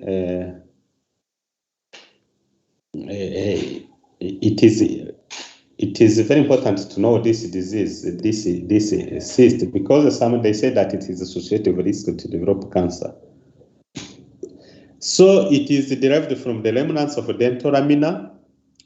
So what we see on histology, we must see that it is lined by squamous cells in 6 to 10 layers. And those at the basal layer, they are palisading ni ukuvuga kuriya bashingaga ibiti bubaka urugo rwa kinyarwanda, kuriya ibiti bigenda bikurikirana iyo twita palisading. So here you will see the cells trying to make something looking like a fence. There will be a parakeratin on the surface. Ngirango no hari tutenera mo cyst keratin. So it has a keratin on its surface and so on. It may occur at any age, ariko ikunda kugaragara hagati ya second and third decade. Kuva ku myaka 11 kugera ku myaka 29 aho ngaho. Predilection for occurrence is in males. And you understand why you said when I started this part, that is important to say if the patient is male or female, the age and so on. Now we see the reason. The common site is the third molar area. This is also very important. So if you have a patient with a cyst, it is on the third molar area. He is a male around 20 years of age. Then think about odontogenic keratosis. So other features are that it is painful. There will be swelling of the soft tissue around, the expansion of the bone, and the neurological manifestations such as paresthesia of the lips. So I think around the gums here there is a redness, maybe because of the inflammation. But on the X-ray you see that there is a cavity here, which is clearly seen. So lateral periodontal cyst. This is a slow-growing, non-expansile developmental odontogenic cyst derived from the one or more rests of the dental lamina, containing an embryonic lining of 1 to 3 cuboidal cells. Of course, this will be seen on histology. There will be focal thickenings, and the predilection is also in males. The site will be mandibular, cuspid or incisor areas. So you see that it is not just on the third molar as we saw for the previous, the odontogenic keratosis, which is in the third molar area. These are not there. Also, they affect males, as we saw for odontogenic keratosis. So there will be a radiolucent area in opposition to lateral surface of the tooth root. So you can see it here. Radiolucent, it means nahanwana hatari harivid. Radio-opaque, it is where it is whitish, like it is bony. Periapical cyst results when the rest of molar cells in the periodontal ligaments are stimulated, proliferate, and undergo cystic degeneration by inflammatory products associated with necrosis in the pulp of the tooth. The tooth is painful because there is that inflammation. It represents a chronic inflammation process and develops over a prolonged period of time. There can be an acute exacerbation, which leads to abscess formation. Bikaba byatumagira na cellulitis and so on. And even fistula, meaning pus is discharging through the oral cavity or through the skin. So here they have shown a tooth. Urabona ko risa nkaho riregarega kubera ko ntabwo riri ku murongo nk'ayandi. But what is the reason?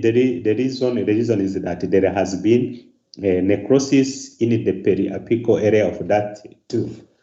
So meaning ko umuzi waryo waraboze cyangwa around it there is a very soft tissue because it is necrotic. Paradental cyst is an inflammatory cyst which develops on the lateral surface of the tooth root. So here tumaze kubona around the pulp, now here it is around the root. It occurs in young people seen in the third decades of life. See the decades between 20 and 30 years. Also males more affected. It is sometimes or usually associated with third molar as we saw for odontogenic keratosis.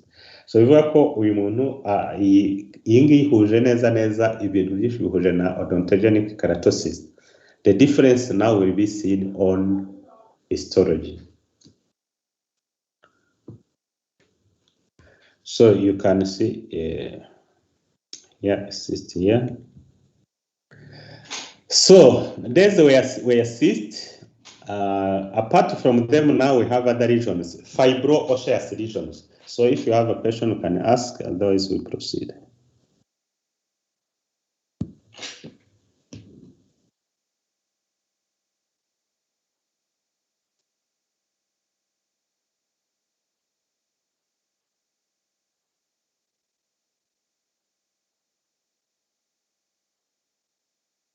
Okay, so the fibro-osseous, meaning that these are not soft. The cysts are soft because they are filled with fluid or just air or pus and so on. So fibro-osseous, they have a part which is fibrous, fibroblastic, and a part which is bony. So we have different diagnoses: fibrous dysplasia, osseous dysplasia, and ossifying fibroma. So iri jambo dysplasia hano mugomba kuryitonda. It doesn't refer to dysplasia we saw in carcinogenesis. It just refers here in this condition no uburyo tubona bone fragments and soft tissues how they appear. So it has nothing to do with atypia or dysplasia as a precancer lesion. So now to have a diagnosis also you need to know the location, the age, the sex, and the race of course, if black or white. So here we have not listed them. Ariko nyirango ibindi bitangwa kuri details are histology. They are just those who will do pathology will have more details here. Otherwise, ni indwara clinically zirasa radiologically ziba zisabona ko it is a fibrous lesion. Ukabona ko ifitemo some parts are bony, others are not. Especially here, let's look here.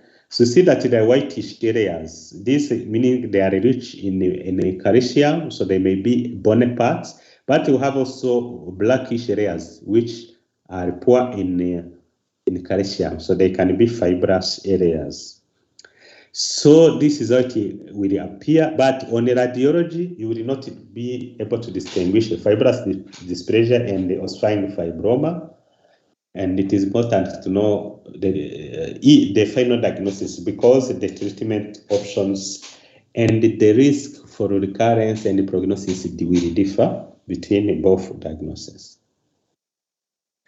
So we will end this presentation with developmental disorders. So what are the types of developmental disorders? Angwa turavuga ku menyo cyane cyane and other things in the oral cavity. Otherwise, the last time we saw other developmental disorders associated with Down syndrome and other syndromes which affect the head and the neck. So we'll not come back to that. And I think this I had explained last time. Inherited disorders they are disorders a person gets from the parents, the genes. A congenital disorders, it means a disorder someone is born with. This can be hereditary, inherited or not, because it can be acquired in utero. If it is acquired in utero, this is not inherited. Inherited means it is caused by defect in some genes from your parents. So genetic factors, malformation due to a genetic factor such as chromosome abnormality and so on, and the environmental factors, we call them teratogens. And they are those who will cause some defects, developmental defects, but are not inherited. So they can be just teratogen in a community. If, for example, a mother takes some drugs, and when she's pregnant, then the child may develop these disorders. And in such case, the drugs she has taken will be called teratogens, teratogenics or teratogens. So developmental disorders will have exostosis. This is overgrowth of a bone. Muzamubona nanga bifite nko ku maboko bikunda kugaragara mu kinyarwanda babita inkabya, kwa akantu kabyimbye gahoraho aho ngaho kagenda gakura uko akura, cyangwa se ari umwana ntikagaragara ariko kakujya gakura nyuma. So here we have them in oral cavity. Twabonye torus palatinus, twabonye kandi torus mandibularis, which is bilateral as we saw them before. So there is overgrowth of the mandible bone here. Here it is overgrowth of the maxilla bone.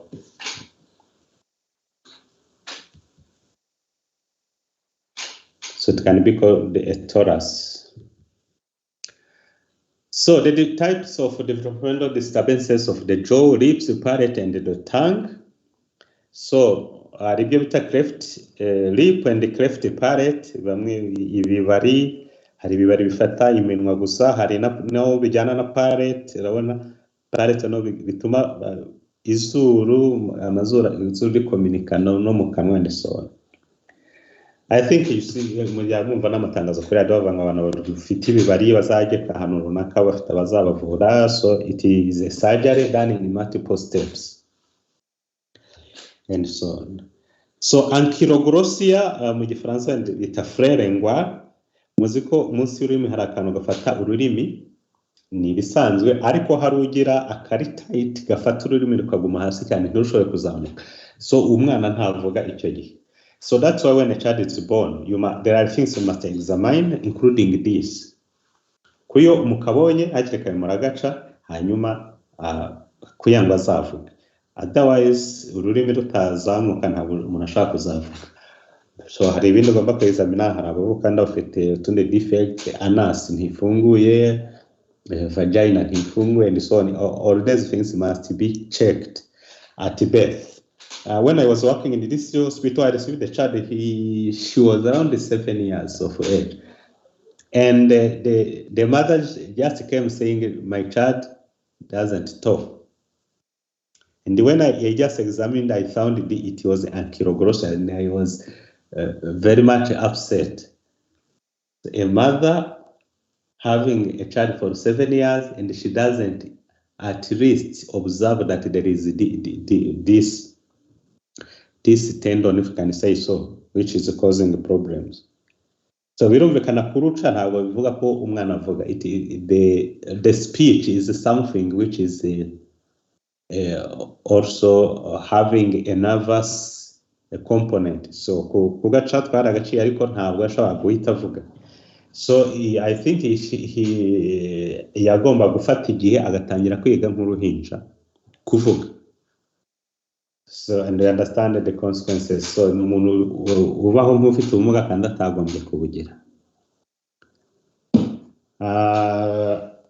So it is up to you when you are delivering a mother. Make sure you examine these things, which are very simple to do. Just looking at there and then say this is normal. You check other organs. If it is normal, say yes, and so on. So cleft lip and cleft palate I explained, and cleft uvula is the mildest form of cleft palate, and so on. And you see that they are not rare. One child in 2,500 live births, they will have this cleft uvula. Ankylosing, tongue tied, so I said it. So the disturbances in the tooth development and eruption. So hari abantu bagira partial anodontia. Anodontia means it is absence. Odontia refers to the eruption of the teeth. So partial anodontia, it means this child or this person has some teeth, others are absent. And when you do radiology, you can see radiograph showing two supernumerary teeth in the region of the permanent premolars. I think these are different diseases. We have anodontia, which can be complete or partial. Here we have, in this figure, we have a partial. So ameloblastoma, I said, is a tumor composed of remnant of the dental lamina. So ubonamo cellulae are embryonal. Like those we see in the retinoblastoma, as I explained the last time, they look almost the same. The difference is minor. And abantu muzamubona afite jaw ibyimbye cyane, mandible ibyimbye cyane akenshi, it will be ameloblastoma. ngo ari nabona nigeze mbona mu binyamakuru bavuga ngo yarivuje byarananiranye n'ibiki, ubona ari ikintu giteye ubwoba. But it is ameloblastoma which is almost benign. We consider it as the intermediate between benign and the cancer because it has some characteristics of cancer, but on histology they are just benign cells. There are people who have a supernumerary teeth. I think is what is shown here. So abantu bafite amenyo arenga 32 bakuze, cyangwa se umwana urengeje amenyo 20 kandi akiri umwana nawe ari afite supernumerary teeth. Macrodontia, one tooth can be very large, and micro it will be when there are small teeth. Densely dentate tooth within a tooth results in the formation of small tooth-like mass of enamel and dentin within the pulp. So this can happen, and you understand it. You will see it on X-rays. Okay, so disturbances in the enamel formation. Abantu bagira amenyo atari umweru kubera hypocalcified, which hypocalcification bituma bagira icyo bita amelogenesis imperfecta. No kuvuga n'amagambo mu bisobanura there is imperfect development of the bone of the tooth, or enamel of the tooth, not the bone. Hereditary abnormality in which there are hypoplasia type defects in the enamel formation, and the others hereditary enamel hypoplasia and so on. So these can exist. You can see some of such patients. So abnormal eruption of the tooth, we have ankylosis of a deciduous molar. So no kuvuga ko uyu bwayo ryashoboraga kumera ariko ryafatiwe ahantu. This word ankylosis refers iyo hari structure imwe yafatiriwe ku yindi structure. So for example, uzayibona umuntu afite wenda joint itagikora kubera ko bone tuvuge tibia na femur yarafatanye, cyangwa rotire byarafatanye noneho ku buryo ivi ridahinika, icyo gihe avuga ko afite ankylosis there. And another example of ankylosis we saw is on the tongue. So here then the tooth had to erupt, but it didn't happen because it was entrapped within the bone. So impactions nabwo correct cyane amenyo atarameze.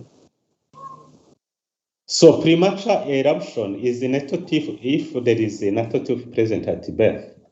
So ngira ngo mu Kinyarwanda bavuga ko umwana uvukana amenyo hari uburyo babyita bimwe by'imigenzo cyangwa imico y'Abanyarwanda, wangara ni arakungura and so on. So hari n'abamera amenyo bakiri bato within 30 days of life, because neonatal period no kuvuga kuva umwana avutse kugera amaze ukwezi nibyo bita neonatal period. Muzi ko umwana atangira kumera amenyo nyuma ntabwo ahita yamera cyane. Ankylosis, I mentioned this. Impaction also I have mentioned. So other additional disturbances in tooth development and eruption, variation in the form includes extra, missing, or fused cusps or anomalies of the roots and so on. So there will be a missing part of a bone and so on. Hutchinson's incisors are a variety of peg-shaped teeth usually associated with maternal syphilis, meaning that a child will have this if the mother was having syphilis while pregnant. Fusion is the joining together of the dentin and the enamel of two or more separate developing teeth. And you understand? Namenyo abisa naho hari rimwe niba ntushaka gukura rimwe ngo rekirindi and so on. Germination is an attempt of the tooth bud to divide. So someone has one tooth and that tooth wants to divide itself into two teeth. So this is called germination. So abrasion is the abnormal wearing away of a tooth structure, and it is caused by a repetitive mechanical habit such as improper tooth brushing. So must know how to brush your teeth. It can be caused by other mechanical issues. Hari abantu bahora bahekenya ibintu cyangwa bahekenya amenyo, abanyamujinya and so on. Ibi byose bigira ingaruka on the way their teeth appear. Attrition is the normal wearing away of teeth structure during mastication, chewing. Bruxism is a neural habit consisting of involuntary gnashing, grinding, and crunching for the teeth in movements other than chewing. So hari ababigira baryamye, abantu benshi babigira bakorera stress, so it is something related to psychology. So abrasion of the cervical area of mandibular premolar caused by tooth brushing, bruxism caused by attrition of the mandibular anterior teeth, and then attrition of adult dentition. So miscellaneous disorders, hari ibyo bita bulimia, ni abantu barya cyane bavuga ko bafite bulimia. Food, so bafata ibiryo byinshi, ariko akenshi ibi biba ku bagore cyangwa abakobwa. So it is a psychological problem. Ngira ngo hari ibintu bibiri bashaka kugira, iyo bita anorexia nervosa. Ni ukuvuga anorexia, ni ukutagira apeti. Nervosa ni ukuvuga bituruka mu bwonko, umuntu yabyishyizemo, umworo bishaka ko atagira apeti. Icyo ni kimwe. Ikindi ni bulimia. Bulimia arya cyane atari kugira ngo agire ibimutunga byinshi arya, ahubwo ari kugira ngo narya byinshi aze kugira vomiting. Ibyo byose navuze ko bikorwa n'abagore n'abakobwa, kenshi bashaka kunanuka and so on. So it is most seen among them. So all of them, they are psychological issues. So thank you. Any question?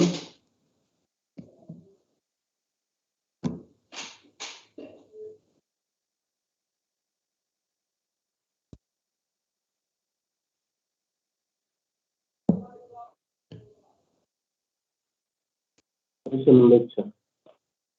Yes.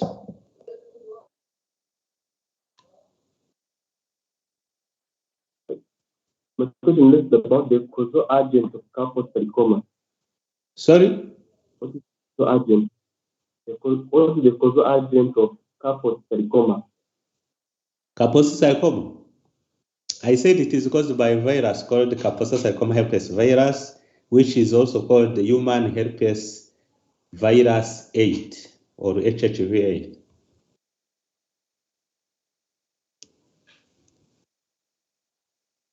Thank you. Okay.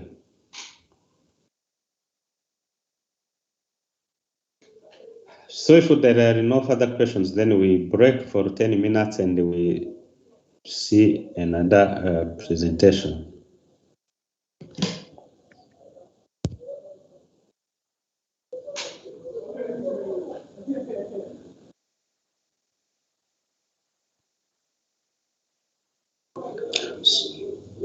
So someone asked, sometimes someone gets blood from gingival eating and brushing the teeth. What is the cause of that? You understand, it is a trauma. If you traumatize the gingiva, the gingiva is vascularized. So to have bleeding, it is like a normal.